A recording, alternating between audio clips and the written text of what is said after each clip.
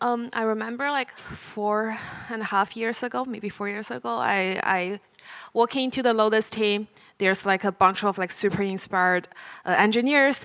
They are at Protocol Labs just trying to advance building open web and everything. And like when I walk into the team, I'm like, what are you guys trying to do here exactly? I don't know IPFS, I don't know Filecoin, so what's your goal? Everyone is just telling me, hey, data storage is I want to build open app. I want to have control of like who has my data. I want my data to exist in the world. So I want to be coming to a platform with a lot of storage and I can store my data in this like open, decentralized web with a lot of storage providers. And they're like, I don't care where my storage is. I don't want to choose my provider. I just want to go to this platform. I put my data in. Data is stored somewhere, and I don't have to worry about it, which is great. I do think that is still what we are working towards in the next 10, 20, 100 years. However, I feel like while building that big dream, it's going to take a decade, multiple decades, right, to do that.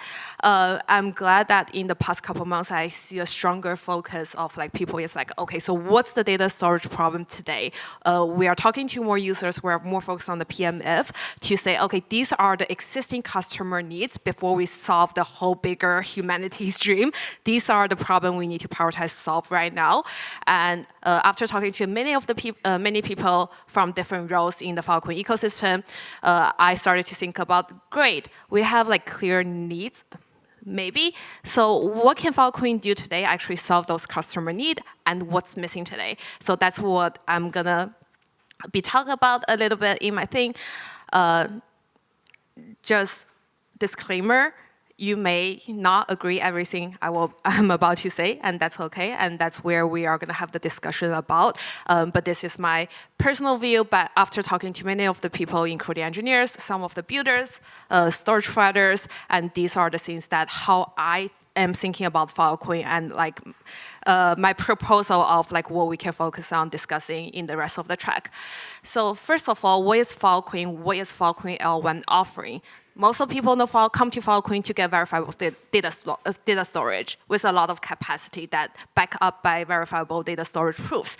People want to store the data, they want to retrieve the data, and they also want to make sure, even if I'm not in the Filecoin little box, I can still use the storage service that's provided by the Filecoin network, and I also want to be able to go to a place and buy these services. And I think that's the Filecoin L1 offering. And Sarah has gave a preview of this like a diagram that Juan has been showing in the PMF track. So that's the box of L1 chain of Filecoin. You have the proofs, which are the storage primitive backed up by verifiable proofs. You have block rewards, which create some incentives in this decentralized world. You have chain coordination, some token economists. You have programmability, people who can build apps, L2s on top of that. You have DeFi to provide liquidity, pools, and so on and so forth. I personally think one missing piece from this diagram is the tools.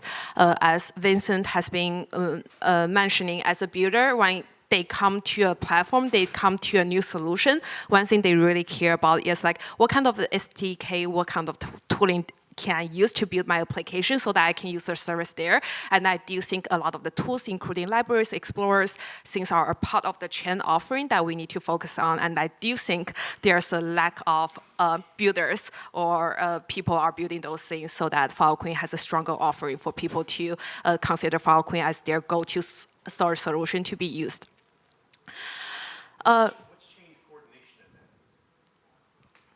A lot of the economy, chain thinking, changing the messages, settling the transactions on chain, getting the information on chain side of the things. Cool. Try to break down a little bit. Let's say we agree. The first thing about Filecoin's offering is data storage services. Hearing from the customer a lot in the past couple months. Again, you don't have to agree everything on the list is like has to be L1 offering, but this is what I've been gathering over the past couple of days. it's actually very important for some data clients and for some storage providers to know who they're dealing with. Some folks really want to know who their data is storing, and SP also cares about I'm not storing like child porn or like, offensive content that. So people do want like KYC for the people they're dealing with. Not everyone wants just to be like, hey, I want to go to a platform, I can store my data, whatever. But there are also clients, they prefer to not choose their SPs. They just assume whoever the network I come to, they can store my data. So this is an optional feature for folks. However, for a lot of the enterprise data or like even some of the archival data clients, they do really care about KYCs. Currently, they are doing a lot of the off-chain activities by having legal contracts to do some like KYC process. It's not existing on-chain today. The second one is get the data in. You need the tools, you need the applications, you need the on-ramps to get the data in. There's a lot of things being built right now. I think Magic from Kiro Storage will talk a little bit more about the data onboarding pipeline, so I'm gonna just pass on that. The next thing is the on-chain SLA and the confirmation of the SLA is being fulfilled.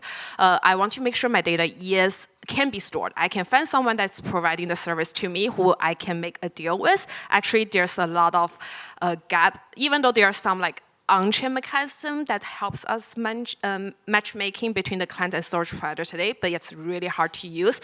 That is one process that we need to simplify, in my humble opinion. And the other thing is like my data is being stored based on the requirement that I have, based on the service expectation I have. There are durability and availability. Filecoin currently offers some of the durability via PORAP. And the tiny issue is that the proof of PORAP that generated is not fully based on the data that I am storing with you. I'm only checking the proof of a sealed sector of the data to make sure you have a replica of the data itself. But like if I gave you a cat picture that you are not actually proving to me you have the cat picture yourself, you are only proving to me that, hey, it's in a sector that I have this very complicated bytes that prove it's there. So I think that is one gap. And I think PDP, one thing that the teams has been working on, which also does prove that you have data possession of the clear data your client is storing with you, may solve some of this issue. That's why I think the Filecoin offering can be stronger when a client or storage provider are storing both PORAP and PDP copy of the data. But question mark, we can debate on that. Availability is touches retrievability and things like that. I think Patrick from Spark will go into that a lot more, so I'm also not going to talk about too much about it. The other thing we have been hearing from many clients or many builders who are talking to many clients is they really care about where the data is stored. But as Stefan said, again, it's an optional requirement based on who you are. However, that thing is still not existing on-chain on Filecoin. Filecoin doesn't tell you where your data is stored or having anything that you can check your data is stored where you are. So I think this is one gap we should dig into on whether we should be problem solve a little bit. The top 3 points should be not a surprise to many of you guys because we have been talking about this for months now. But I feel like the last point I do want to mention is that when I talk to storage providers or like investors who are trying to sell Filecoin to the clients, one thing they really mention is like what we are selling. We are selling verifiable storage.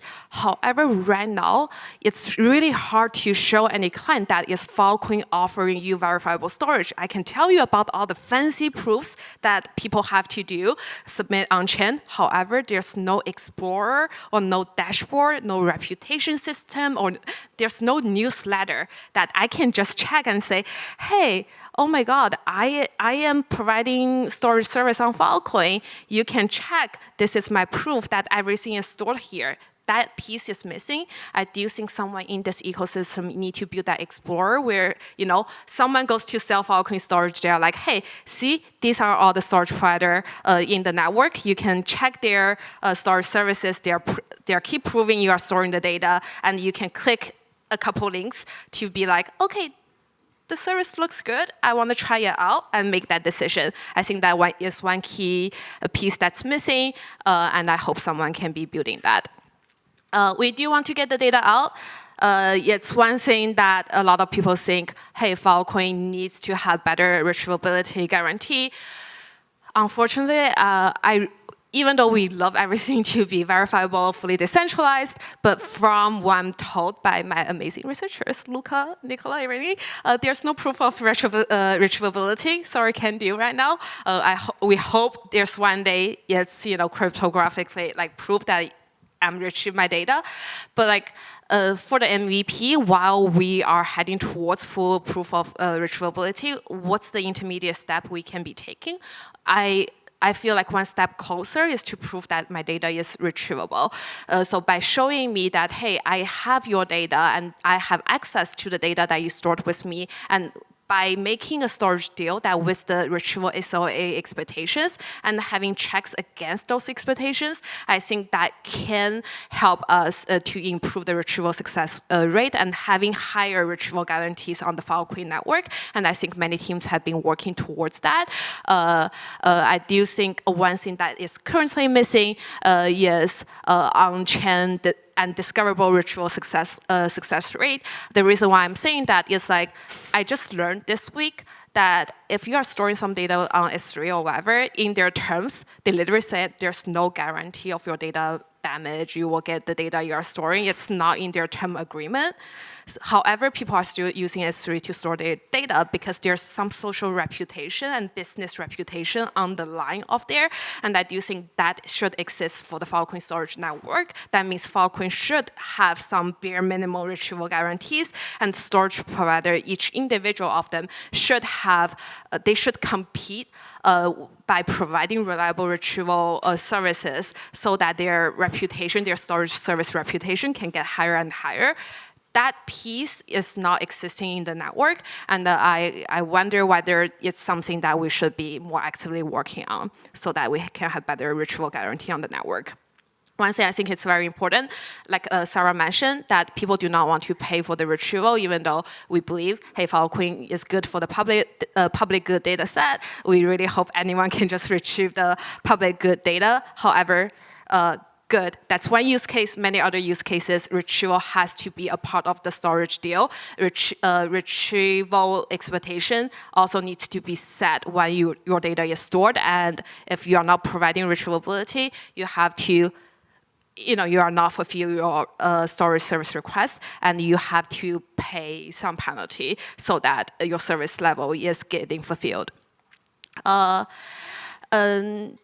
The next one is Filecoin needs to have exportable services. Again, we will hear more from other builders, Longfei and Shashank, the founder of eStore, to talk more about when they're building L2s and apps, how they want to be interacting with Filecoin and what they're looking for from the Filecoin network. I don't want to get too deep into that, but I do think some of the Filecoin services is exportable. However, the user experience is still not super smooth, and I think some teams should be focused on smoothing the service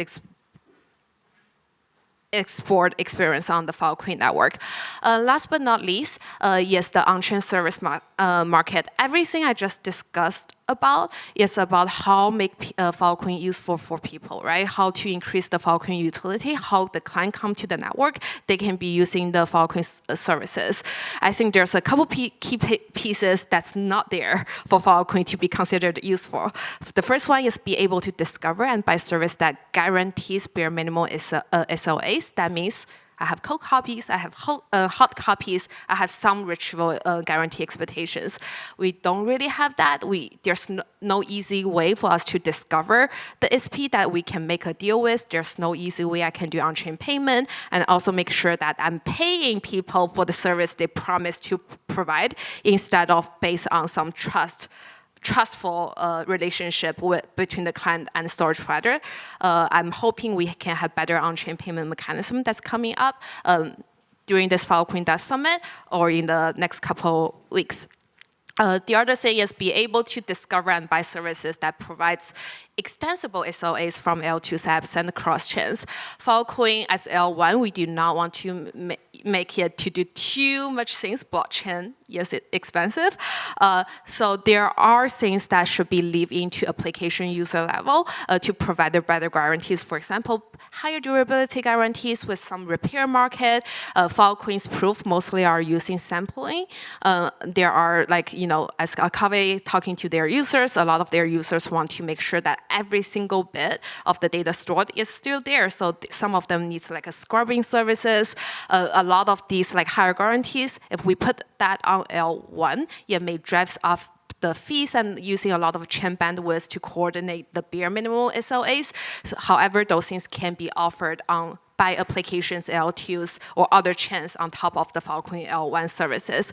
We need to make sure these services is directly interacting with the L1 market. That bridge is not existing today, and we should problem solve and like working towards that.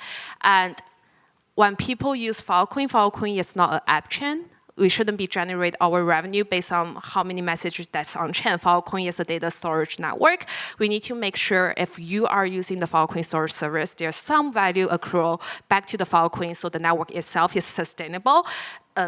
And we can also create network effect that many of the team that's building services on Filecoin and the Filecoin network itself, it can be existing in the long term. So these are what I think some of the things I think exist for Filecoin, but also some of the offering I believe is missing from Filecoin. Questions, agreement, disagreement? Just one larger comment. I don't know if we have any Straccia, Lighthouse, or Agave folks in here, but the proof that the dashboard ranking of service providers and whatnot that most of these metrics. I'm asking, with these onboarding platforms, is it possible, based on the terms and conditions that you're working out with your data clients, to participate in this open dashboard, these performance metrics, this stuff in terms of even the proof of replication and whatnot? It seems like most of these metrics that we would like to be able to instrument for the network as a whole only apply to things that are deployed via Phil Plus and not via these portals. I'm just pointing that out because we got a lot of momentum going in these directions, and I don't think they intersect. I don't think we have anyone from those teams. Not here. Not really. I agree. I do think there's a lot of the tools that are building that's only related to the Filecoin Plus, but again, if we step out, looking from the protocol level, all the proof of contract, including PORAP or the PDP contract that we're building right now, we can have on the protocol level trigger events to say, hey, this person is submitting this proof, and you can build whatever mechanism, discoverability, explore based on top of that without touching the market where the deal is making itself. I do think that is something that we should moving towards to, and that's why whenever we're building new proof contract, we make sure we have events triggered, emitted from the smart contract level, so people can build off-chain like oracles or like toolings to listening to the event to build those explorers. And I personally think that's necessary for us to moving towards to. Filecoin Plus can be on top of that, can be a separate thing. They shouldn't be it shouldn't be a dependency in my opinion. Okay, do you want to? I think we ought to go outside the schema that I'm thinking up for the digital property rights enablement. I believe that would allow participation in these network-wide audits, performance things, without revealing any underlying data to the checkers. Yeah. Sounds good. Yeah. Maybe one more question, if anyone has. We're okay? Yeah.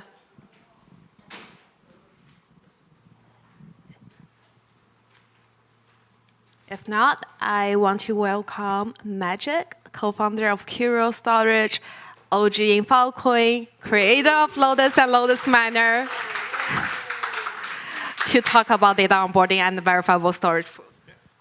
Refresh slides. Good. So yeah, hello. I'm Magic, and I'm gonna talk about kind of the things on the ground. So what the protocol, what the protocol can do today, and essentially like all of the primitives we have, which is everything that we talk about here that can be done is built from those things. So this is all I have to talk about. There's a somewhat broad topics.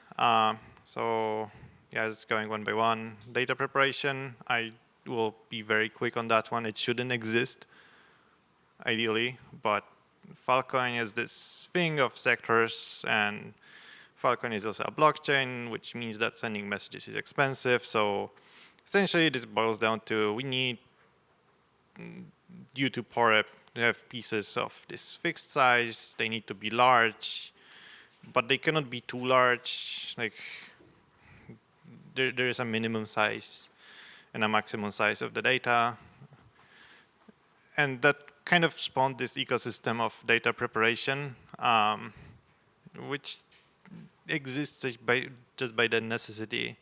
So without more advanced abstraction layers or data aggregators, so Strata would be a data aggregator, RIPS, which is this other less well-known project I work on, is kind of a more advanced abstraction of Filecoin, and it just acts as an aggregator. So yeah, and there's a very large garden of tools that many ISPs built over the years to just split and join bits of data in more or less provable ways, more or less reproducible ways, and most of the pain in kind of storing the data comes from this. So there's probably more to talk about, but I'm not going to because that's not my problem. So next, data transfer. There are two ways to do it, either over the internet or not. It's fairly simple. But there are many ways to do it. So there's GraphSync, which hopefully it's gonna be fully dead soon, but it's not, refuses to die. And then HTTP, which everyone knows, it's fast. And right now, it's usually the storage providers who are getting the data from somewhere. There is also offline data transfer, which has two meanings. It's either actually shipping hard drives or getting the data for some other kinds of sneaker netty arrangements, or it is fetching it from some other source and telling Boost this is an offline data transfer, which it is not, because it was fetched from the internet. And then because we have data prep, that had to happen, and yeah, we could do better. So the things that are emerging, with PDP, it looks like it's going to be mostly HTTP push. So essentially, you can think of like Storacha authorized as a client in some way. You can probably to upload data to certain SPs, and then the client can basically just connect to a public endpoint exposed by the SP and just HTTP put the data to the SP, and the SP would notify the aggregation service, and the PDP things could happen. Or that this also works for POREP aggregation, actually. So this is coming very soon. Code for this already exists. And yeah, it's just new modes, offline data transfer. Yeah, the fetching from external sources and importing into offline import ideally wouldn't exist. It probably has to in some ways. There's some ideas floating around that maybe you allow clients to run VMs on SPs that the client actually is the one kind of doing the data preparation, and a more less trust in the SP way. So it's essentially like, I'm a client, I want to import an S3 bucket to Filecoin. There's some standard secure VM image that I run on the SP, and that pulls in the whole bucket into Filecoin sectors, and I have some idea as a client that this was done correctly. And many other ideas, but yeah, we should fix that one. Sealing, not much choice, but PDP is coming.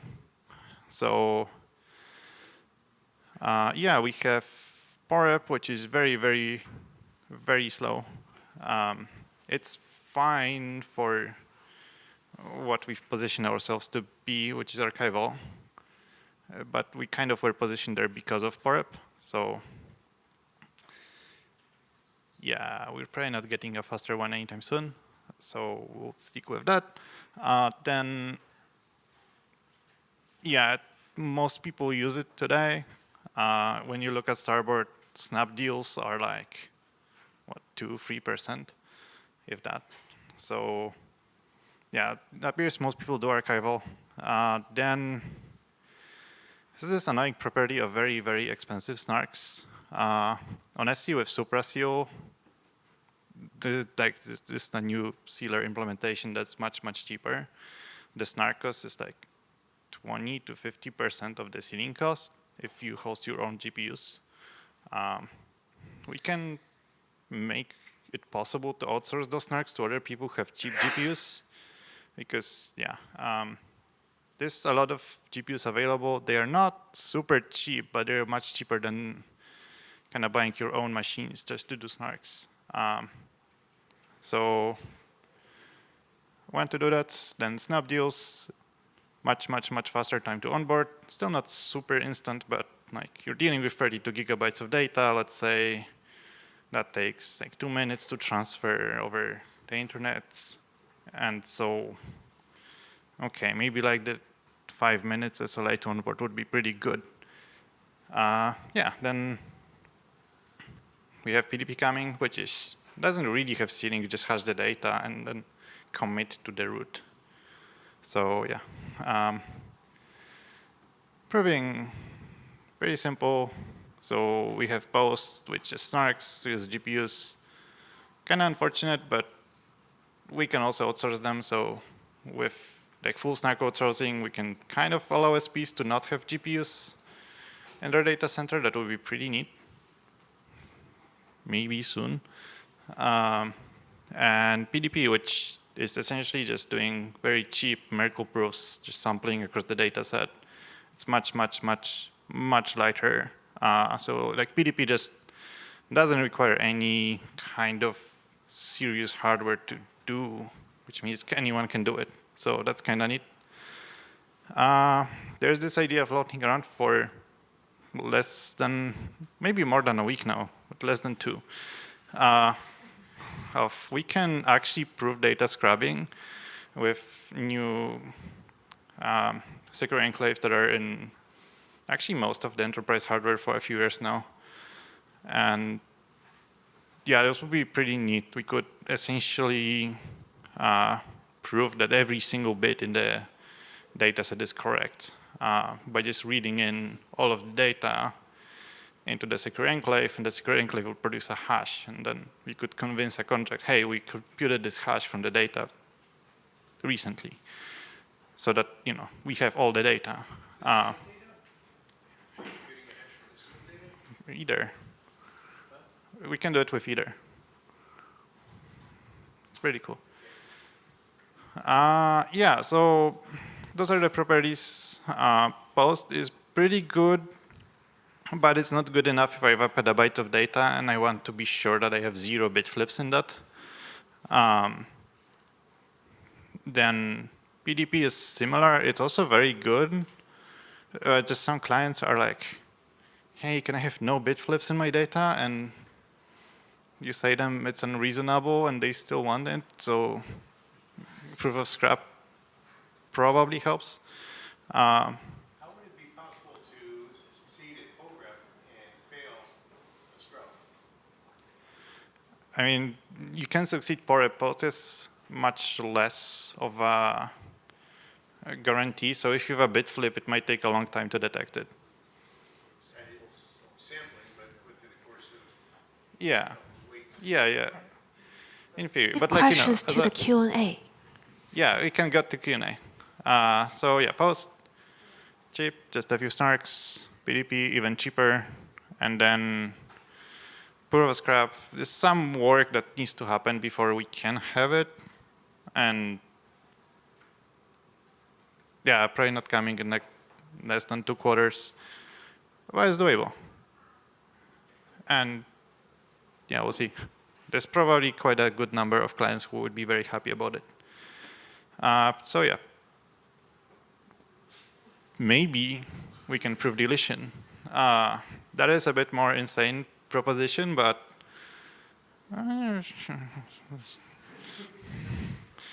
it seems like if we do some right construction, passing through hard drives into the secure enclave in a way, it's like imagine this insane like.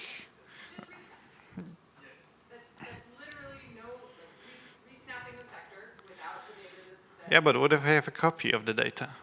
Then your Facebook, and you have however many copies of the data that you have. But what if? Let's match what Web2 does first before trying to offer a sci-fi. Okay, fine. I think this is doable though. Let him finish first. In unsnapping, remove, and resnapping, you can prove that the new hash and the history for the original parent CID for the CC sector. Yeah. But you can't prove it. Well, but you could if you have secure enclaves. Yeah, secure enclave is very cool. You can do some wild things with it. So look, Let I him know finish first, that- then we exactly. deep dive. Let the guy talk. This can be its own like separate after many beers session. So retrieval, also kind of important. So there are 2 ways. For free. So GraphSang should be dead. It's refusing to die still. Then BitSwap is this thing where you just request blocks from IPFS. It works with IPFS gateways. Sometimes it works really well, sometimes not, but in general it's fine, especially for like single images. Hopefully you make it much more stable with the Curio market upgrades. There's like a bunch of indexing issues in Boost that we should solve and should be much more solid. And then, yeah, you can ship hard drives if you have a lot of data to retrieve, like disaster recovery. I imagine someone backed up 10 petabytes with me. They are not gonna wait half a year for me to transfer it over the internet, so they'd be pretty happy to have that shipped. But many use cases are okay with transferring data over the internet. It just has to work. So there's this neat protocol came out recently. It's called HTTP. And so there's 2 ways to transfer the data over it from Boost and Curio. It's actually going to be the like preferred default in Curio. It was an add-on in Boost that was kind of hard to set up, but many people did because they had clients who cared about retrieval working. So yeah, you can either use it to retrieve raw, unsealed piece data, which is what Storage is doing, and some other people are probably also using it. It's also how you would fetch the data for deal repair. So if like 3 SPs are storing the same piece, one of them fails, like, oh no, I need to reseal this. They would go to another of the 2 SPs to fetch the data from them and reseal it. Then we have IPFS. So how it should be, although some people would religiously disagree. But yeah, it's how it should be. You just go ask the gateway about what piece of content address data you want, and it gives you that. It works pretty great if the data is indexed correctly. And yeah, it's fast, and people should index their data. That's really all there is to it. And yeah, so can we add more? The answer is secure enclave. maybe. So we can add some more cool things. So in theory, we can let clients run VMs which serve Web2 style APIs to them in a way that they can semi-trust that. It's like not so simple because liveness is not something you can prove. The ASP can always set the server on fire or for the power. So, but yeah, there's like ways to make Web2 APIs kind of happen directly on SPs. With reduced trust, there's a whole bunch of trust involved, but arguably we still trust our own hardware. So like, no AMD is not trusted. It's bigger problems. Then, yeah, we can probably also test some parameters of retrievals. This access is probably much easier to attest than internet upload because I can pretend to be a client to myself. So like kind of the internet side is tricky, but disk access is pretty easy, and yeah, it'll be a pretty neat building block to like see some like attestations of like the performance on some dashboard somewhere, maybe one day. And yeah, that's it.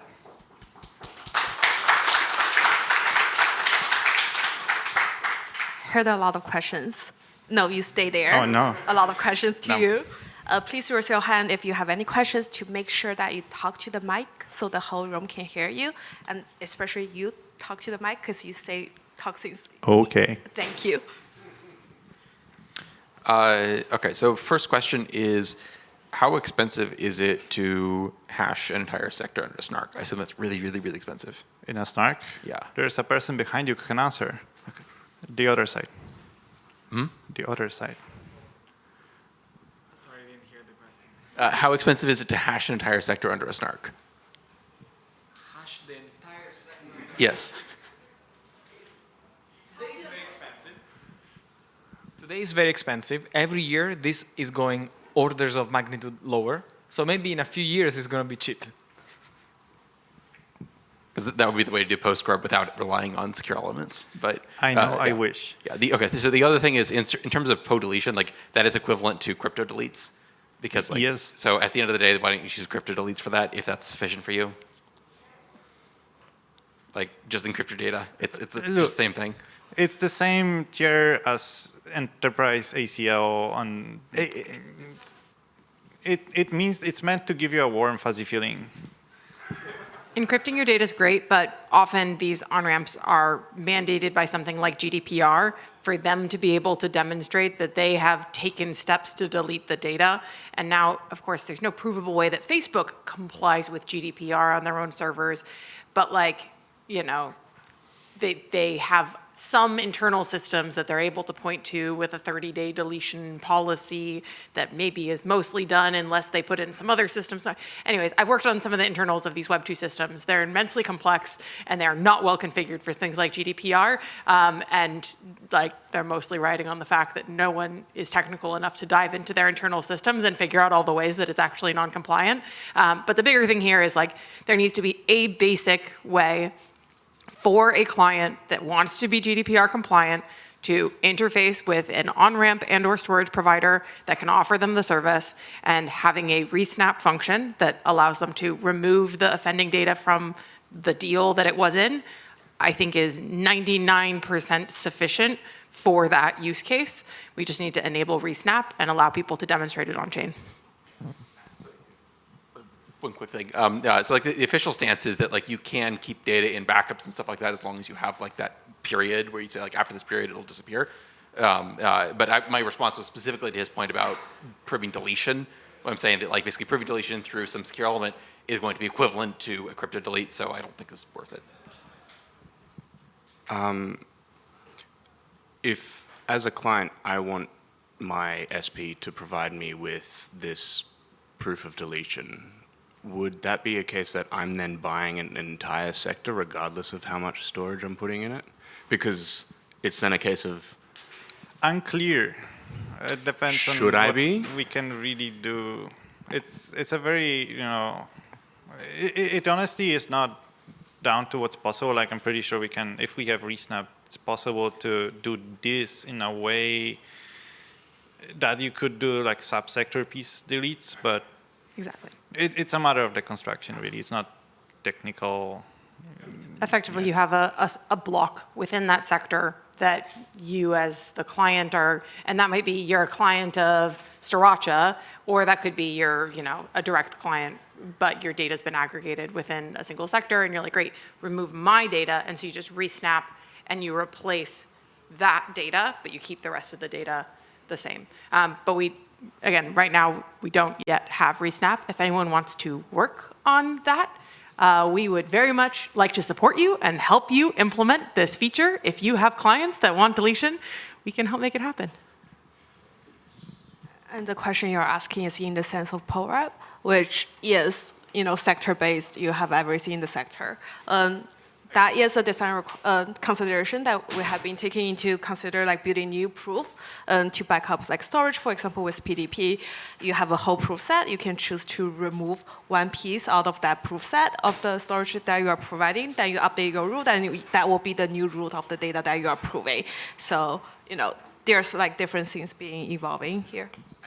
I guess there's a whole bunch of payment questions that I have around this setup in terms of like, if I'm paying for a delete, if I want a deletion, and then is it on me still to continue paying for what I've deleted because I paid for a year and a half of storage, and so on and so forth. So I think that there's a whole bunch of product questions. We have a whole workshop about payment later. Wonderful. I'll be there. Any other question to Magic? So on the proof worker, y'all have done a fantastic job in Curio of creating the remote proof retrieval functions in there, but it's still atomic and sequential. There's the equivalent of an fopen, seek, read, close for each of the sector read offsets, and if you're doing a Windows post, that has to happen for all 2,349 sectors. That is a huge amount of latency for a disk subassembly, even on direct attached storage. Is there any way we could slipstream in the idea of turning those in, taking all of the offset reads for a partition, packaging them up as one transaction, and then having a daemon which we can dispatch parallel threads? Because if I've got a large 300 or 400 disks. Yes. So we are adding support for object storage, and that means that we are also at the same time re-implementing all of the post-reading code, and I am very aware of what the Rust code is doing, and it's not very smart. So yeah, Okay. the new version will basically dispatch all the reads at once. Sign me up to help you and to help you test it. Okay, yeah. It's almost done. It just... Any other questions? Hands?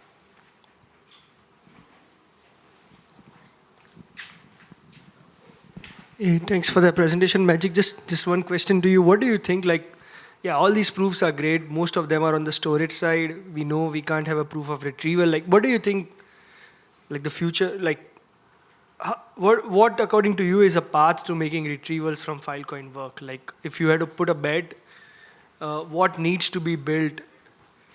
I would say honestly, What's- it's right now SPs have pretty much zero visibility into their retrieval performance.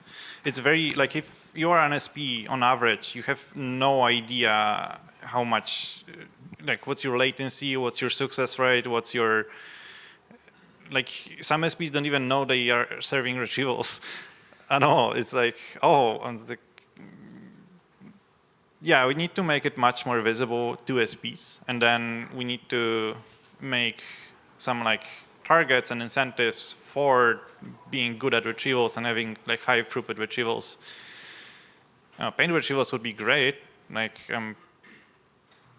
One of things I would really like to work on pretty soon is having some way to pay for retrievals over HTTP. So you'd have some header with a payment thing somehow. that is like, I don't think there's anyone really working on that right now. Like we had Magmo payment, like state channels thing, but that kind of has died down, and it was meant to be used for payments for retrievals, but it's not gotten anywhere, sadly. And I think that's a good question fine. as the segue to our next speaker, who has been working on retrieval for Filecoin in the past 2.5 years now, and will potentially have some answers for you. So maybe let's move on to Patrick. Thank you, Magic.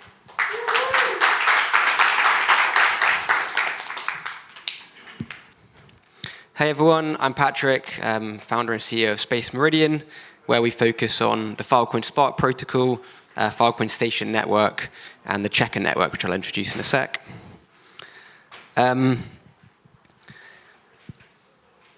I believe that to find product market fit, it's a necessary requirement that Filecoin has to offer a retrieval guarantee. You look at other Web 2 offerings, they all speak very much about retrieval, about how quickly you can retrieve from different storage classes. And I guess with Filecoin, so much time goes into the storage side and the durability side. And I think a lot less time goes into the retrieval side. But I think this also could be due to what we've heard a bit about today, is that it's just a really hard problem to solve. If there was a really easy proof of retrieval protocol, then the clever cryptographers at Protocol Labs would have solved this many, many years ago, and we wouldn't be talking about it. So it is a really hard problem to solve, even though it seems so simple. You're just sending bytes from a provider to a client. Like, how is this so difficult to get some guarantees around? The second requirement for retrievals is that I think this guarantee around retrievability must be secured by a trustless and verifiable protocol. And this is going to sound even like this requirement then sounds even more difficult when we've heard that, like from the cryptographers, Philos and Protocol Labs before, about this kind of impossibility result around a proof of retrieval. To speak to that point, I think because it's come up a few times today, when we say that there's an impossibility result around this proof of retrieval, this is about the impossibility of a fair exchange protocol between a client and a provider without a trusted third party. And we have seen a few attempts at having a trusted third party for this fair exchange protocol and recording it, like with the Saturn network. We've also seen people try to do fair exchange for payments, like Magmo or like the MyLCDN, but running into product market fit problems. And I believe that was the reason, Magic did allude to the Magmo team. I feel like the reason that they didn't succeed, they had great tech and they had great time to first byte and time to first payment on their payment channels, but there was just this product market fit gap where people just weren't willing to pay for retrievals.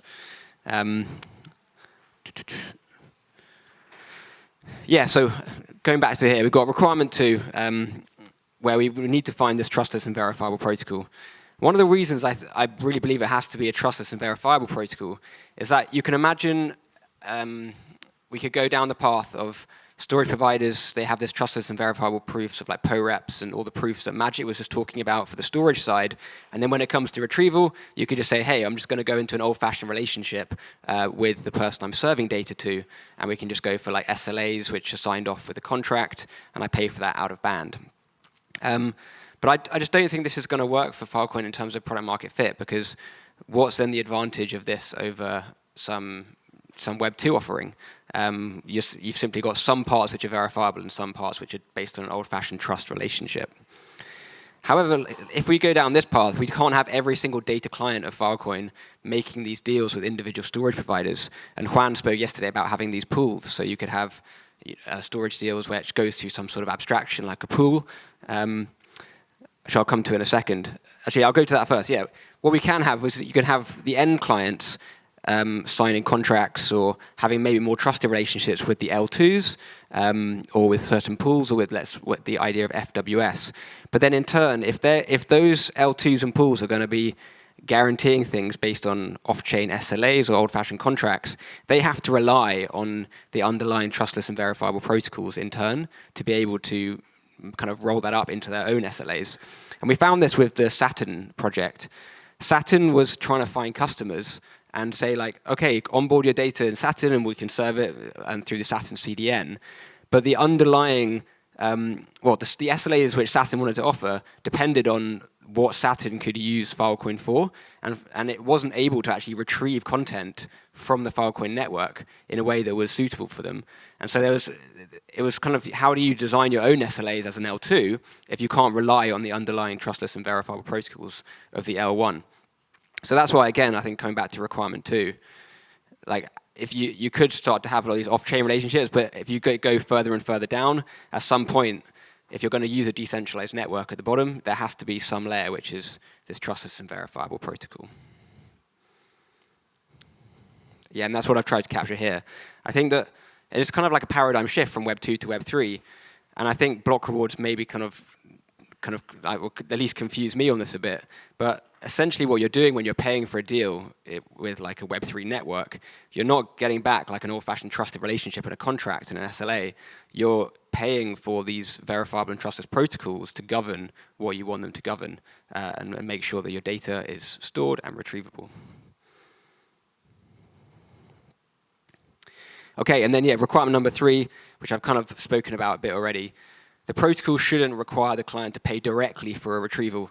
And that's, as I said before, like, and we can go to this slide. Magmo, who are building these, like, 5 minutes, okay, I'll go quick. Magmo, who is building these super fast payment channels, they couldn't find this product market fit. The same with Mile. Saturn, they had this centralized component, and they were trying to match client records to provider records and in this centralized part of the ecosystem, and they also couldn't rely on the underlying SLAs. So their requirement 2 was not met, and then also retrieval-bot, some people might know of. Retrieval-bot was run by Protocol Labs team, and it was just making retrieval requests and recording the data. But there's no way that can scale, because as soon as the reputation of storage providers depends on this data, it can't be in the hands of just like a particular team who's just sort of saying, oh yeah, just trust us that we're actually giving you the right data. So that brings us to Spark. It's, I suppose, grown out of a few years of looking at protocols which haven't quite worked out in the retrieval space, and also with the knowledge that this kind of general proof of fair exchange protocol isn't actually possible, and that's kind of in an academic paper. How can we move forward? And so I want to sort of at least try and dispel the myth that like proof of retrievability is impossible. I think there are ways that we can go about this where we just approach it in a different way and just obviously have a few trade-offs, but at least we can get something which can be end-to-end verifiable and give us a good heuristic of the performance of storage providers. And how does it do this? Rather than trying to create a proof of retrieval for every single retrieval that's made, every single fair exchange between a client and a provider, instead it randomly asks different checker nodes clients to do randomly selected retrievals from randomly selected SPs. And then report on those results. And the reason that the impossibility result is there is because there's the self-dealing vector and the Sybil attack vector are too open. Whereas when you do it in this approach, there's no way that you can earn or you can benefit from doing tasks or creating traffic to try and shape the network. Obviously, there are still attack vectors, and if anyone wants to go through them with me, then we've got like a document which lists out every single known attack vector and how we've got our plans to mitigate it. And we're dealing with different economic systems. So Filecoin is a huge economic system, and then the station network, which is people are getting rewarded in much smaller terms. There's things we're considering. We're working with the Crypto Econ Lab to map out exactly how we can find an equilibrium between these networks and to make this a kind of proof of retrievability of the network rather than a proof of individual retrievals make sense and check out in an end-to-end way.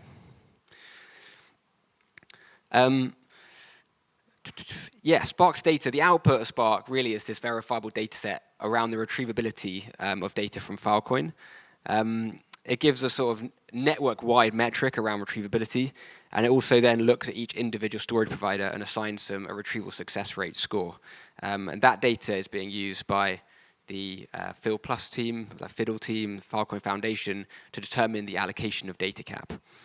And as you can see here, like in kind of May, June, well, it's May this year, it started getting used, and we can see we've had an over 10x improvement in the retrieval success rate of data on Filecoin as measured by Spark.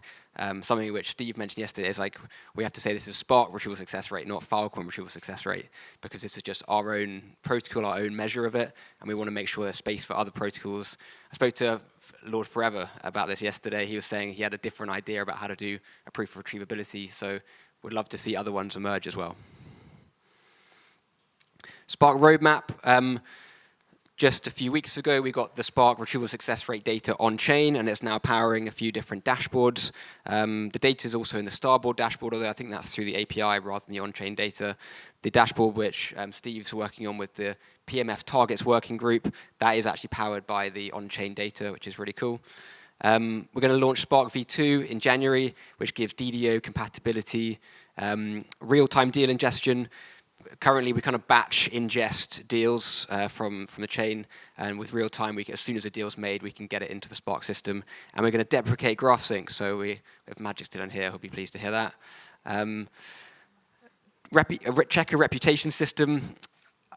Essentially, we need to add reputation to the Spark checkers which are running on station in order to protect against particular attack vectors that we've identified, and that's going to be rolling out in February. And then we're also looking at end-to-end verifiability as well in March. We've got, if anyone wants to look into more detail about exact verifiability, each step of the protocol we've mapped out where it's like how it's getting along in terms of end-to-end verifiability and what we need to ship in order to get the full end-to-end verifiability of the system. And then Spark tokenomics. Currently, the incentives for storage providers is linked to Phil+, which is, I suppose, a bit of a dependency for our team. So we're looking at other ways that we can incentivize people to incentivize storage providers to provide good retrievals, potentially independent of the Phil+ program. And then just to mention that Spark is a proof of retrievability. Something that we're looking at as an extension of that is what we're calling the Checker network. You can go to checker.network to read about it. And it's building out the suite of these proof of quality of service protocols like proof of retrievability into proof of latency, proof of geolocation, proof of uptime, proof of availability, proof of bandwidth. It's very early on in terms of our engineering efforts. They've been very focused on Spark, but this is a direction that we'd like to take things. So if anyone's got anything they want to talk about in terms of testing their own networks or having these quality of service checks done through the Checker network, then please let me know. Or Miro, who's at the back there in the kind of maroon t-shirt. All right, that's me done, I think, in time.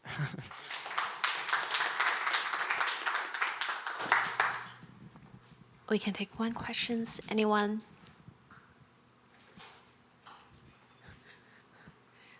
You're like our quiz bank or something like that. I'm just a curious guy. Patrick, like, what do you see as like the future of how to reward your users? Like, what pot do you think is the main pot from which you will be drawing tokens to reward people running your nodes, like on a long-term horizon? Yeah, great question. I think this comes back to my idea around like the paradigm shift between Web 2 and Web 3. In Web 2, let's say I pay AWS and then I get a service through S3. But behind the scenes, S3 is paying for all of their infra and paying for everything which makes it run and make sure that they meet their SLAs. In Web 3, it's different because there isn't this like trusted entity which I'm doing a deal with. So I feel like when you make a paid deal on Filecoin, that paid deal, whether it's linked to kind of data cap or whatever, if we just simplify and say there's some value that's flowing in to making this deal, some of that value should go towards POREP or window post or the proofs which guarantee the durability, but also some of that should flow towards the verifiable protocols that guarantee the retrievability. And any other SLA which we want the network's going to meet, the value that flows in should sort of filter out into each of the proof protocols, essentially based on the OPEX cost of running those proof protocols. Because there's nowhere else for it to go. Like there's that if you take away the middleman, the trusted entity, that's really what you're paying for. You're paying for these proofs to guarantee certain things about your data. So that's what I'm pushing for. I'm pushing for us taking paid deals and then letting it flow out into individual proofs based on how much people want to use them and how important they think they are.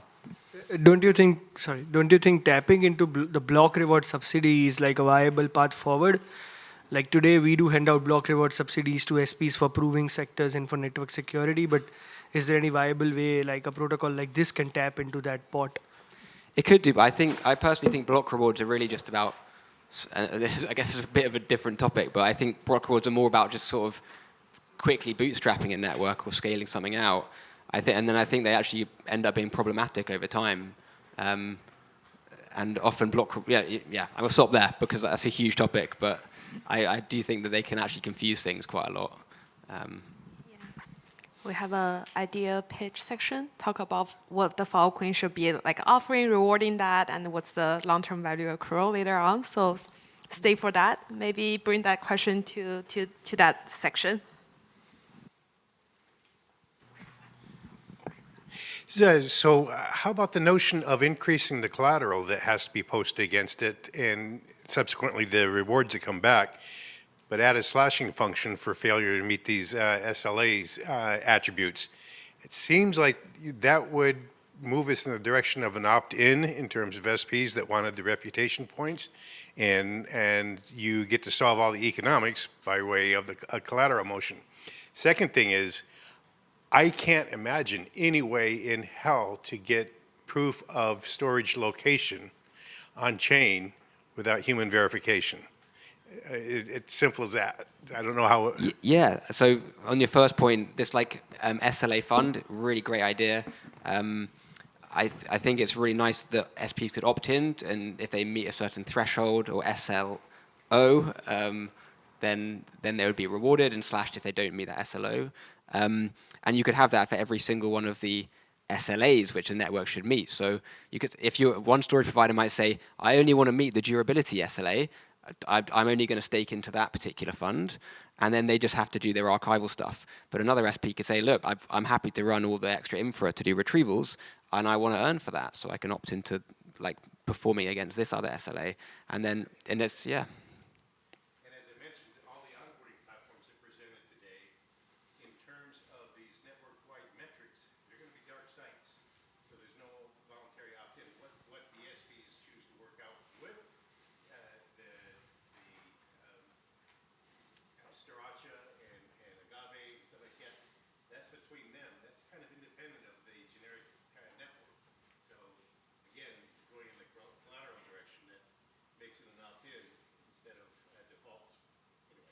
Yeah, no, I think there's something we should definitely explore, and a few people have been thinking about this. I think it sort of links to the whole FWS idea, which Nicola has put forward, where you sort of opt in for particular proofs.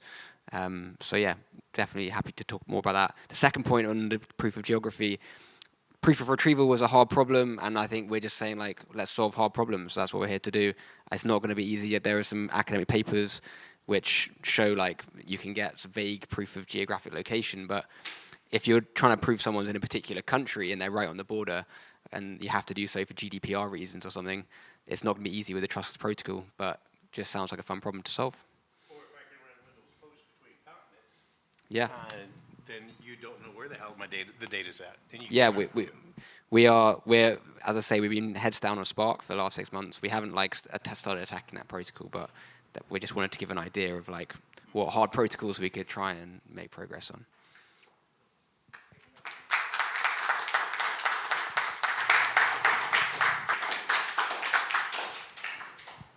Hey everyone, so my name is Long Fei and I work with the FuB team as a developer. So our job is actually helping protocols and turning into a product. And this is a very good example that we're helping Zen from VR's team to turn the proof of concept of data on ramp and then go into a product and trying to build something that can help onboard data from cross-chain ecosystem.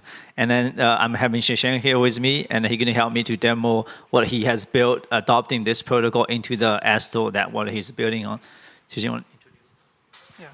So hey everyone, I'm Shashank, and yeah, I worked on on-ramp flow that Zen developed. And during the Filecoin Hacker House, I developed a demo, a working prototype, which I can show to you guys, how the flow of on-chain payment from various other chain, cross-chain on-chain payments could look like. And I would love to get your feedback and show you what I have built. Yeah. All right, let's get started. So I think all you guys here, either for storage provider or for retrieval and for working on the protocol, they all familiar what's happening on Filecoin storage and what's the issues that we've been facing. And like we are, for the cross-chain data on-ramp, we're focusing on a very small specific set of questions. And those are the problems we're trying to resolve with on-chain on-ramp. So first, I think you guys have experience using NFT storage, Web3 storage, and all those data on-ramp. And there's something not absolutely 100 correct with it. It's more reliant on central solution. So if they shut down the service, and you have to switch to another one and start in here again. That's something we're trying to resolve. And it's also onboarding a small size of data for Web3 is quite challenging. Like packing and the sealing is not the ideal in that scenario. And also from yesterday, when I talked about the on-chain payment, like we pay storage deal, but it's not landed on Filecoin. It's not affecting the Filecoin economy. That's another problem we're trying to solve. And obviously, the next one is how we make sure Filecoin storage service can be ported to other chain. We are supposed to be the storage for the Web3, but like it's just onboarding data on Web2 and onboarding applications for large data scale, but how to make sure they're storing for other L1 and L2. And also the whole process needs to be trustless, completely fully on-chain. And so I think from Brussels, you probably guys heard about the talk from Zane, what is on-ramp is. So we're going to briefly go back to the architecture design of it. So the essential goal to resolving those problems is actually first exporting Filecoin service to other chain, and then to be able to store small size of data coming from different DApp and different storage solution. So this system is actually designed relying on fully on-chain with some smart contract, and then a smart contract of deploying on different chain. So for example, storing chain from Arbitron to Filecoin, and we have a set of smart contract deploying on Filecoin to be able to listen to the storage deal on Filecoin, be able to monitor and sending the proof back to wherever the request is coming from, and as well as a set of a contract deployed on different chain. This set of a contract from different chain will be record the storage requests coming from that application, and then be able to essentially land it on Filecoin through the cross-chain clients to help. And it's also involved some aggregation process in there. That's how the system overview of how it's being designed. And then it's involving, like I mentioned, contract, and then it's request a bridge solution or Oracle solution to be able to send a proof as well as the chain status back. And then some of the deal process in this has to involve with the cross-chain clients, and then making directly deal with the Filecoin SPs, which is something that not ideal that we want to improve in the future. This is a concept that Zane and the Fields team built. So the FieldB's team job is just stepping and then trying to understand this idea and trying to get people to adopt this idea and to build into a real solution to be able to export Filecoin storage to the multi-chain. So what we've done so far is we're taking the proof of concept Zane built and trying to take it to the customer and then see if that's if this is the actual solution that the product and the market need. So what we did is we bring this, we turn it into a solution that bring it into the East Global Singapore, and then we built the solutions on exporting Filecoin storage through Xseller and then to Linear, Hedera, and then Flow.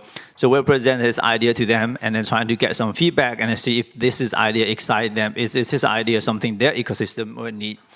And so obviously we got pretty good feedback. The most highlight I want to talk about is what we got from Linear. So they absolutely love the idea that in the ecosystem, the app can easily store data on Filecoin, use a library as SDK. They don't want to understand how Filecoin works. They don't want to understand how make deal, how SP work. They want to have a SDK or library they can put into Linear and then support all the applications on Linear to store data decentralized.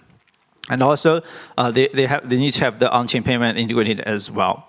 So like they are very excited to have this protocol into the ecosystem. They want to introduce us as like this protocol to the ecosystem if we have the SDK and library and then the whole set finished. So that's the lesson learned from them.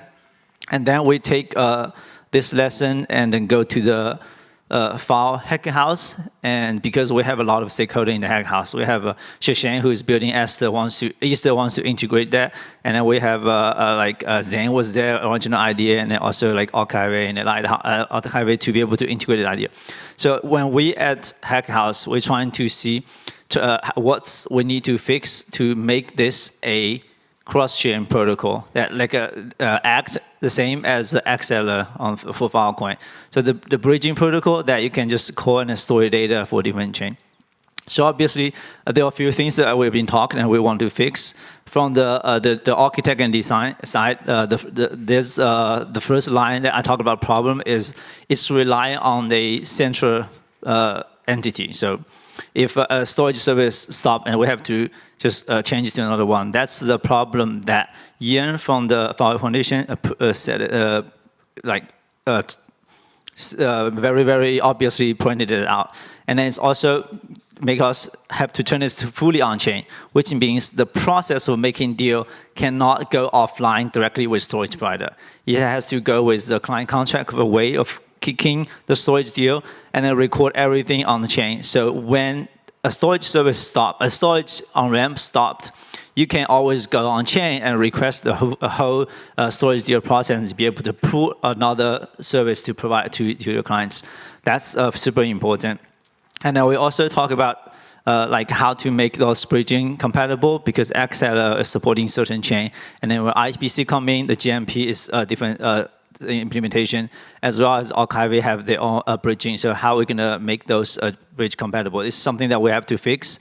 That's why this is like the action items for us after this to trying to fix.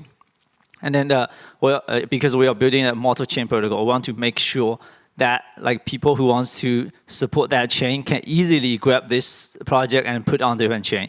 So, which means having an easy deployment process is super important for them. And we have done it, and then Shashank will demo how it's going to work, as well as building a library. That's super important for us. Building an SDK or library that you can put on different chain. They can just use, record a transaction, record a deal process completely on-chain. And this we're going to get some help from PRDG folks and to build this. So essentially we can plug into different ecosystem, as well as the on-chain payment. Currently, the proof of concept and Shashank build can already use the token payment, and then could be potentially any of the stable coin or ERC20 token. But there's something still missing. For example, is it safe to get the pay from the clients to the SP? Is there any guarantee, any proofing system in there? And how to distribute the payment from user to the aggregator as well as SP? All these things that we need to talk about as the next item. And that's something that we might potentially have other team integrate, which is the Sylvan's contribution. They are working on a payment delegation protocol that they will take on RAM and integrate with the delegation and see if they can deliver a proof of concept by the end of this year. And then obviously the whole work around this is trying to support Filecoin to better fit the market need, right? We talk about this Web3 data, Web3 object data is going to be a very big thing on Filecoin, on the Web3, and we want to help that and getting more of those storage service, completely on-chain storage service on Filecoin to support the L2 and then that data. So after all the conversation, this is the new architecture going to be look like. And hopefully we will have more of our storage on-ramp adopt this completely on-chain and cross-chain data bridge protocol. So currently we have Esther who is integrated, and then they build an AI to help to upload the data from different chain and at the same time be able to pay with the token from that chain. And then eventually Shashank going to help us to build SDK. On SDK, we're just going to put on different chain, be able to support the DApp to store data quickly. And so now I'll just give it to Shashank to demo what he has built for this. Yeah, so hey everyone, I'm Shashank, and so eStore is like a drive to store your daily files on Filecoin, or everything through a smart contract, so everything is on-chain and trustless. I would be giving a talk on eStore, what I have been doing and what I'm looking forward to do tomorrow, on demo session if anyone wants to come. And this is a demo that I built on Filecoin Hacker House, integrating the on-ramp flow. This is just like a small POC that how the things could look like with integration of on-ramp. So if we start, so first of all, I would like to point out, like, we are currently on optimism chain. So every flow that I'm taking out can work on any accelerator supported L2 in IPC or anywhere else. So this is like simple landing page for eStore. User can come, connect wallet, and now here is the SP flow. So SP would have to come and register himself. He can put the things like the token in which he wants payment, like amount per byte per day that he wants to charge from the user, per month, or whatever he wants to put, like location and his on-chain miner ID. So after this, he would have to put some stake in the eStore contract. And this stake guarantees that miner would be maintaining the deal, and if he is choosing for retrieval, he would be maintaining a retrieval. So he is putting some slash into the contract, and if he does not do that, that stake would be slashed and would be given back to the people whose files were in the deal. So after that, a transaction would run and it would list the miner on chain. Now comes the client flow. So client can also come and it's just a drive-like flow. He can come and upload the files. Only thing that changes is, like, instead of having a Google account, you have a wallet, and at the end of the day, there is a transaction running so as to put your files on chain. So here, what you can do is, like, you can choose among the miners. So currently there's just one listed. So what hope is, like, to create a marketplace where various miners put various costs, like how much they would be charging, and user can come and choose, like, for how long he wants to store and for how much, from which miner he wants to store. And then he also puts in some tokens. So this is calculated by the total file size and the price that miner put, which is being chosen, and that also goes to the contract. So after that, a transaction is signed, so this puts the things on chain and events are emitted, and miner would be running a backend which would be listening to these events. So this is where, this is what miner is running. He would be listening to the events from the contract from the optimism chain, and he would be, like, then aggregating the whole file, then posting back the pod size proof so as to prove that your file is also included in the sector. And once and then he would be making a deal with putting the eStore contract on Filecoin as a client, which would then show up in the Explorer. Like, this is a deal that is made by the contract deployed on eStore, and anyone can go and see that from pod size proof, you can prove that your files are on that deal, and that deal is live. Once that deal goes live, so this is happened on Filecoin chain because deal happens on Filecoin chain, and this is the Filecoin Explorer. As soon as this goes live, market actor calls back to the eStore contract on Filecoin, and it runs a cross-chain transaction through Acceler back to the optimism chain. So yeah, as soon as deal goes live, this transaction is run, and this is basically a callback from market actor that proves that your deal is live on chain back to the optimism chain. So once this proofs goes back to the optimism chain, it is proven that all your files have been included, and your deal is also live by the miner, and then miner can go and redeem those tokens that were committed by the user when he was, like, storing the file with that miner.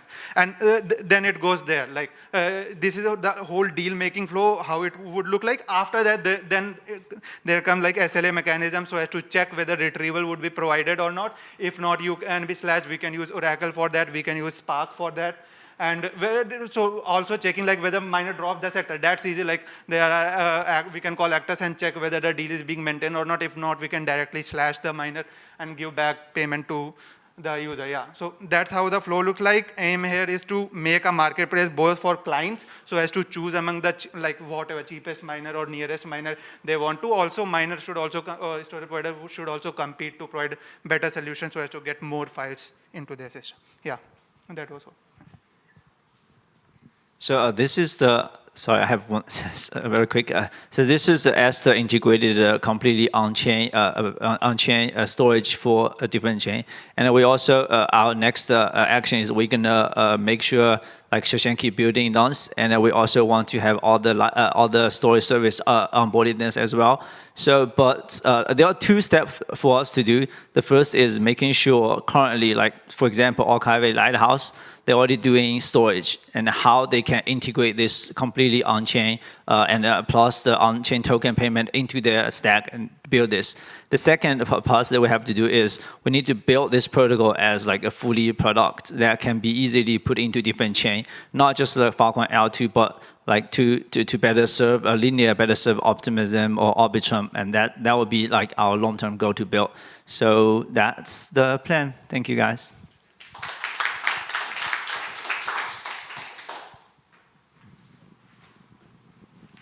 Hey, this is very exciting. This has been my dream for many years, to be able to store things on-chain using my wallet and they get accumulated by a storage provider into Filecoin.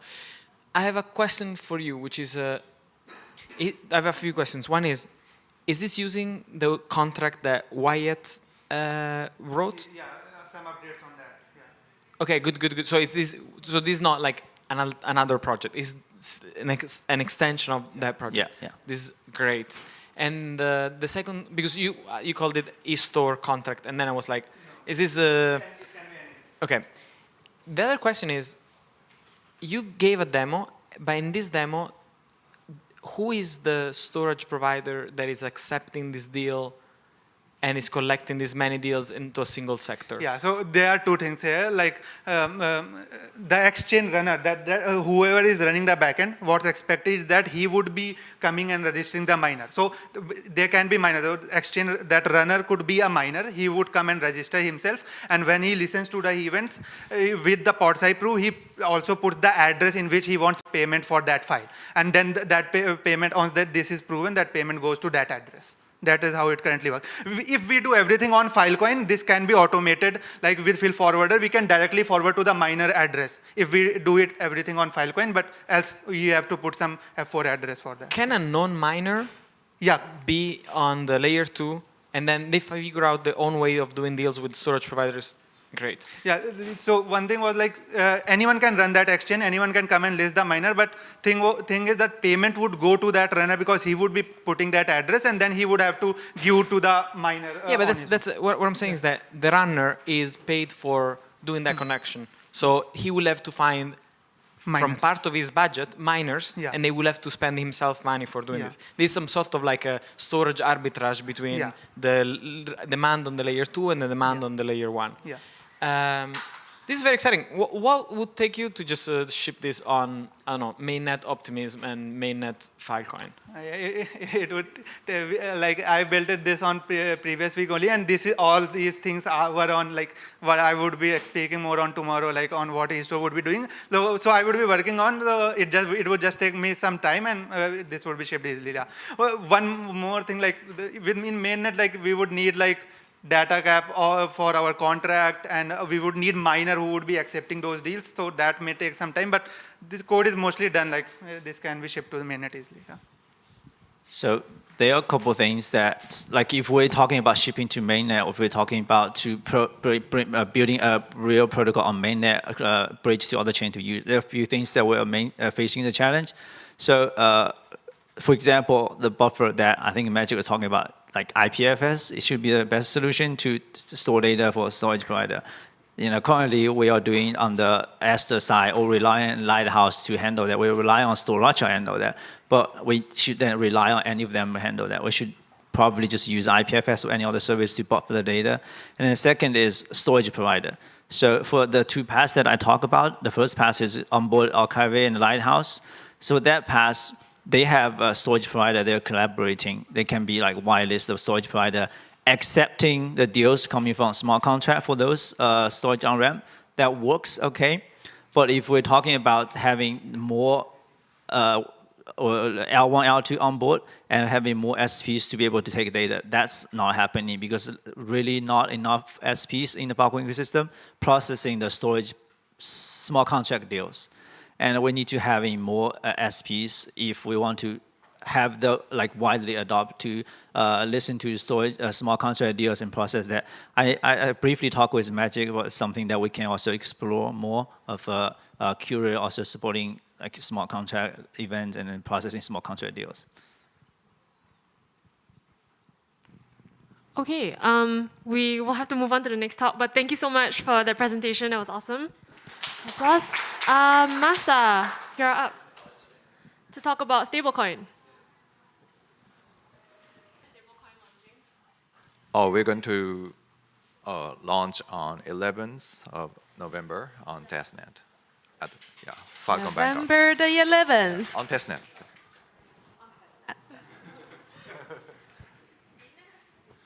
Mainnet, I think it's coming very soon. Yeah, right after a couple of audits. Yeah, yeah. We're confident we go through the audits quite soon. Okay, thank you very much for coming. I'm Masa, founder of Secured Finance. Today I'm going to talk about a little bit about stablecoin. That's long been waited. I try to make it as simple as possible and try not to be overly, exotic financing thing. So try to make it simple. So we need stablecoin and helping on-chain paid deals. And let's think about stablecoin and why us, why Secured Finance, why Filecoin backed stablecoin. And from my point of view, Filecoin is like a digitized form of storage space, right? So it's basically quite similar to running an Airbnb business. Storage providers build a data storage and then sell the space of the data. It's quite same as the Airbnb business. You buy a house or building as an apartment and rent the space and then earn some income to generate returns. So, but the thing is, you have to pay the operational costs. You have to pay rents. You have to pay salaries. So you can't forget about the fact that you have to pay in your local jurisdictional currency, US dollar or Japanese yen or something, etc. And that's kind of quite mandatory. It's a little bit deep concept. Imagine if you're asking to pay to the government that you can pay a tax in cryptocurrency, and the government say no, right? I want to pay in Bitcoin or Filecoin for the tax, but Japanese government doesn't say yes, right? They get angry because it's a crisis for the value of the Japanese yen, right? So a lot of things happening. But running the Airbnb business, you need to maintain your property. But in case of the situation where you have to pay runway and salaries, and you can't sell your property, right? But in my case, it happened first time I got the Filecoin is winning this hackathon and then earn some Filecoin, and I wanted to keep it. But when it comes to the financial crunch and I had to sell it, it was so painful to me. But it's in reality I have to pay in US dollar. And that's happening all around the world. And that is quite sad thing. And I want to help that to make the dollar payment backed by Filecoin. So yeah, it's stablecoin, but in the simple terms, in general terms, it is an asset-backed loan. So what stablecoin enables is basically collateralizing your precious assets and get US dollar without selling your precious property. So it's quite similar. So you have a house.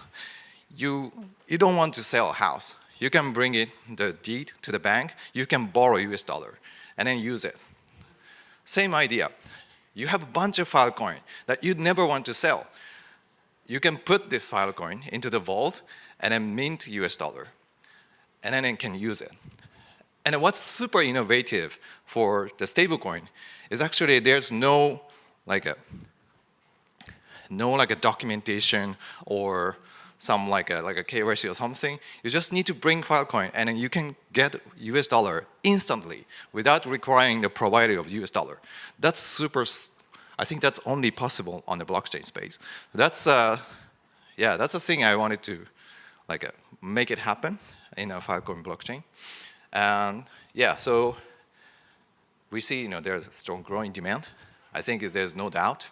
The challenge is how to reduce the selling pressure. Yeah, it's quite easy, right? So 1,000 people selling 1,000 Filecoin. It's a 1 million. It's quite big number. But imagine if you can convert it into stablecoin dollar-based payment.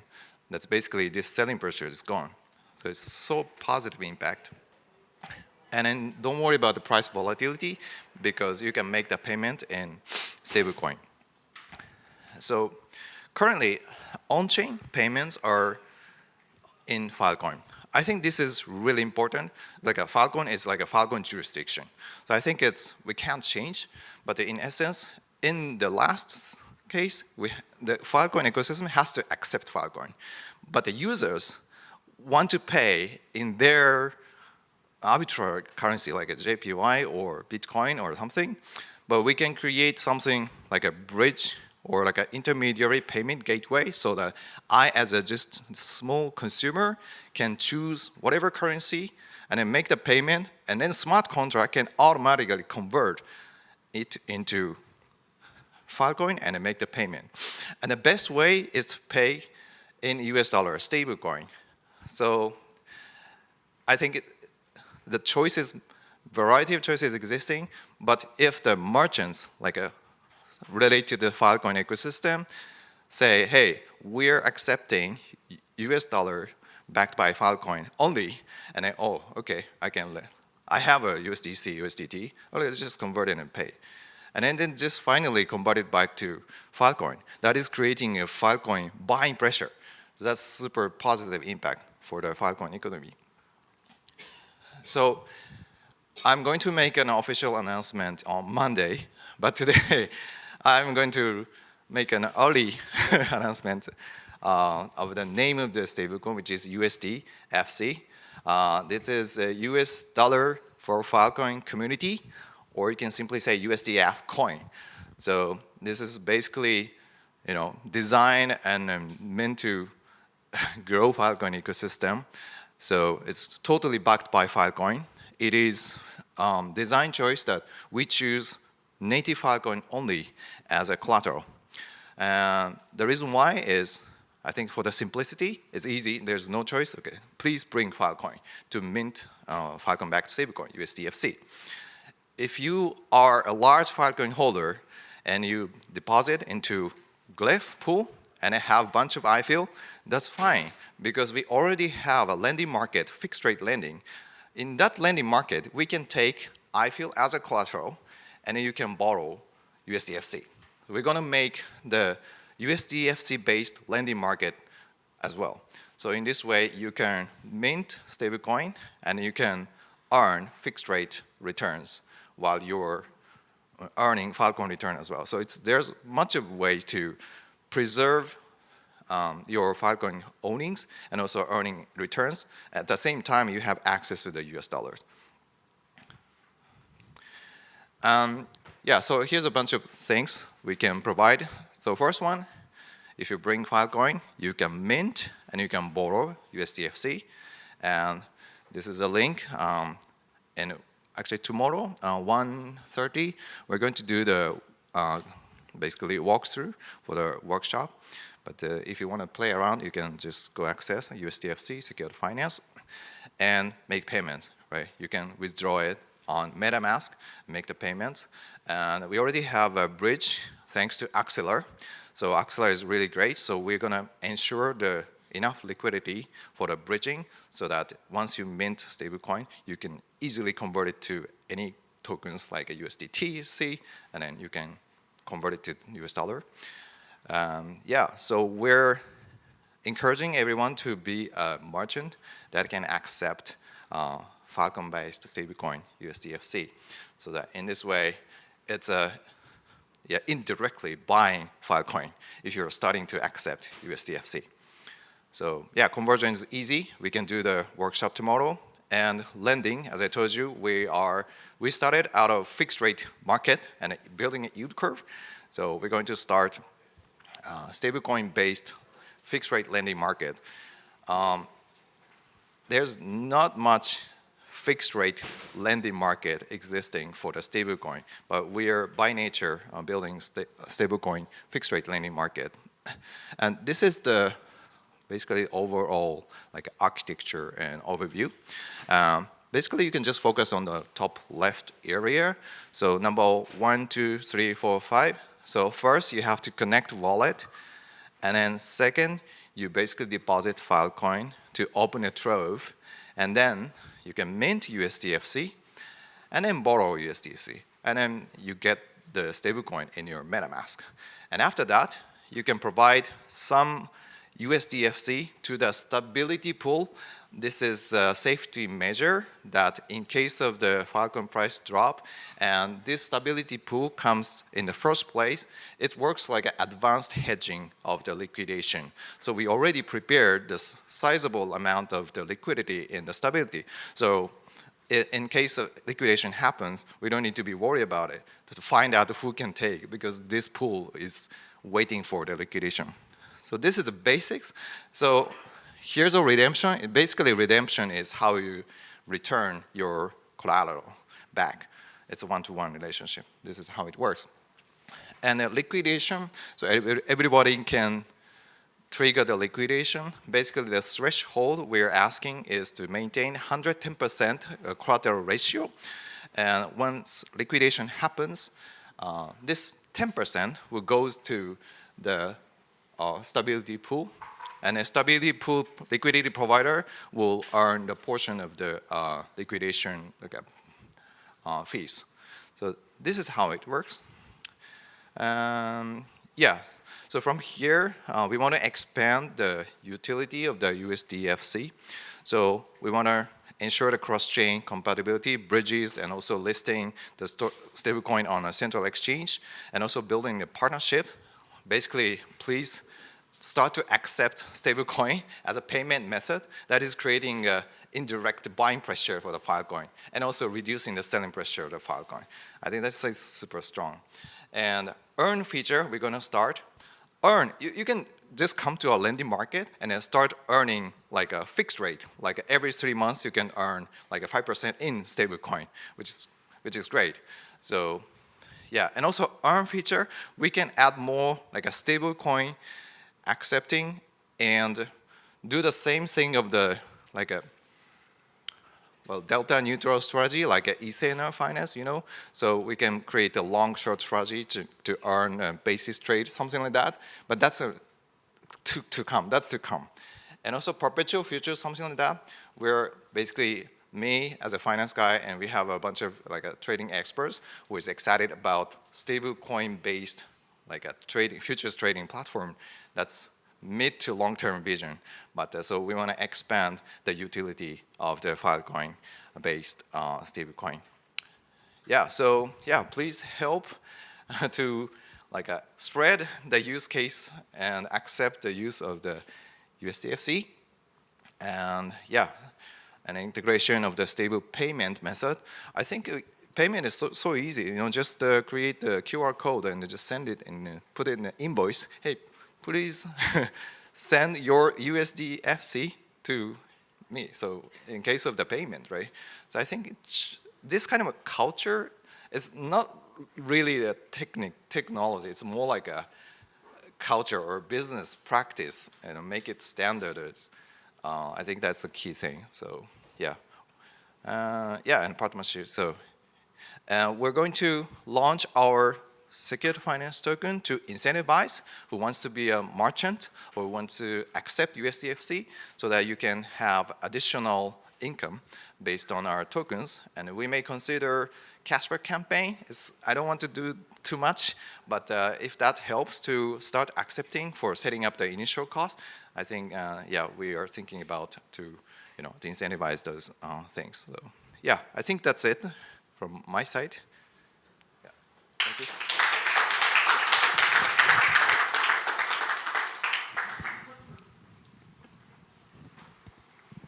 Thank you, Masa. I am actually very excited for all the corollary derivatives that people can build once we have stablecoin in Filecoin. And I think that we heard in these days that storage providers want to find a way to hedge their future returns. And if we could have on-chain, there is not on-chain market for Filecoin perpetuals today. Right. That I'm aware of. And if you or whoever builder can build that with Filecoin USDFC or any other stablecoins into Filecoin, that would be very good. So when you started to say we could be building these derivatives market into Filecoin, it really solves a problem that storage providers have, which is maybe they want to hedge themselves partially or fully. Yeah, I think that's great. Yeah. We actually do part of the hedging strategy right away by like a buying Filecoin and then lend out right now to ensure the future amount of Filecoin. You can fix and lock in the amount of Filecoin from the lending market. This is part of the derivatives, right? I think that's already great by default. Yeah. Your order book is not liquidity. deep. Yeah, we need liquidity. But what we need way more liquidity providers to make true. Your product really used by a lot. So maybe this is going to bring more liquidity. Yeah, definitely. At what point could we go to Toku, which is a employment provider used by many teams in the Filecoin ecosystem, and get them to add USDFC as a fiat/stablecoin salary payment tool? So we have a calibration launch coming in a couple of days. What are the kind of remaining things that until mainnet launch? Yeah, to mainnet launch, and then to groups that are going to be paying out salaries and grant. And for example, we could do our retro PGF in USDFC versus Phil. I don't know, in some contexts where you could add it to drips, things like that. What are some of the timelines, blockers or things that would need to happen before that's doable? Yeah. So I think the biggest blocker is to ensure the bridge liquidity and the number of merchants who accept.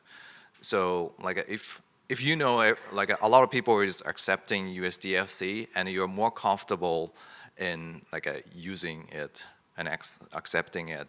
So and even if you receive USDFC as a salary, and there's easy way to convert it to bridge to whatever currencies. If there's enough liquidity, then you feel like no worry about accepting as USDFC as a collateral.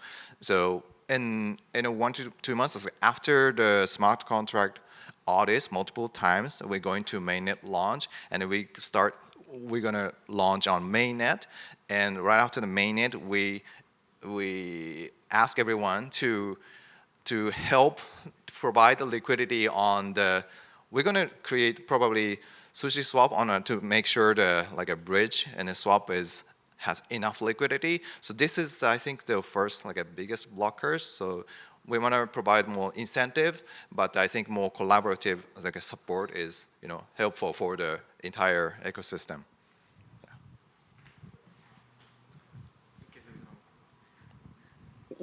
What I think that a lot of these DeFi products need is good tooling, which is not just so what I'm thinking is, I don't know if I'm thinking less about the stablecoin now. I'm more thinking about your fixed term contracts. Sure.